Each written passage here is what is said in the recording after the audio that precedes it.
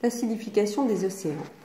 Depuis la révolution industrielle 1890, nous avons augmenté notre consommation de gaz, de pétrole et de charbon.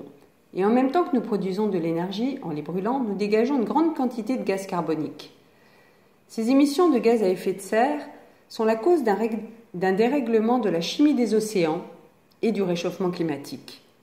Car une partie de ce CO2 est absorbée dans l'eau. En contact avec les océans, les molécules de CO2 entrent en réaction avec les molécules d'eau.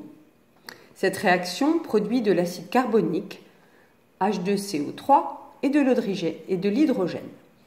La concentration de cet ion dans l'eau détermine son acidité. Plus il y en a, plus le pH de l'eau est bas et donc acide. En rejetant du CO2 dans l'atmosphère, les activités humaines ont provoqué une acidification progressive des océans.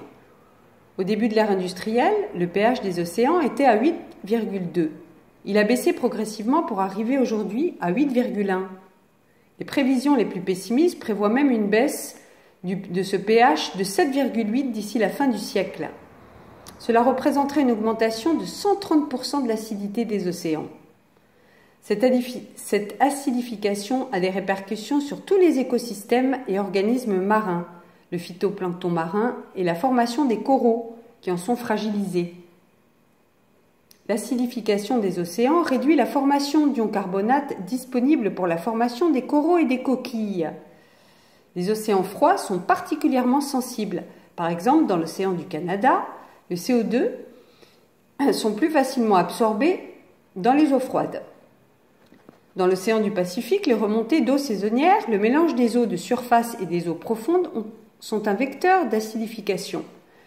Mais aussi la fonte rapide des glaciers et en absence de glace de mer, l'augmentation des températures acidifie les océans arctiques. L'océan Atlantique, les courants provenant de l'Arctique, capturent de grandes quantités de CO2 dans la mer du Labrador. En raison de mélange des eaux et une combinaison d'arrivée d'eau douce, de surface et d'eau de mer faible en oxygène dans le golfe du Saint-Laurent, cela contribue à l'acidification des eaux.